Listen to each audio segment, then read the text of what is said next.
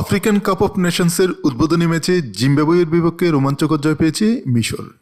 ম্যাচের একদম শেষ মুহূর্তে মোহাম্মদ সালাহর করা গোলে হাততে বসা 2-1 ব্যবধানে ম্যাচ জিতে নিয়েছে 7 বারের চ্যাম্পিয়নরা। লিভারপুল তারকা সালাহর ট্রফি ক্যাবিনেট ক্লাব ফুটবলের অর্জনের টাঁসা থাকলেও জাতীয় দলের হয়ে আফ্রিকান শিরোপা জেতা হয়নি এখনও। মরক্কোর আগাদিরে অনুষ্ঠিত এই ম্যাচে সেই অধরা শিরোপার লক্ষ্যেই মাঠে নেমেছিলেন তিনি। তবে ম্যাচের শুরুটা মিশরের জন্য মোটেও সুখকর ছিল না। খেলার ধারার বিপরীতে প্রথমার্ধে প্রিন্স ডুবের গোলে লিড নেয় জিম্বাবুয়ে। গোলকে মিশর মরিয়া হয়ে আক্রমণ করলেও ফিনিশিংয়ের দুর্বলতা এবং জিম্বাবুয়ের 40 বছর বয়সী গোলরক্ষক ওয়াশিংটন আরবির দক্ষতায় বারবার বাধাগ্রস্ত হচ্ছিল তারা। অবশেষে 64 মিনিটে ম্যানচেস্টার সিটির স্ট্রাইকার ওমর মারমুশ জোরালো শটে গোল করে মিশরকে সমতায় ফেরান।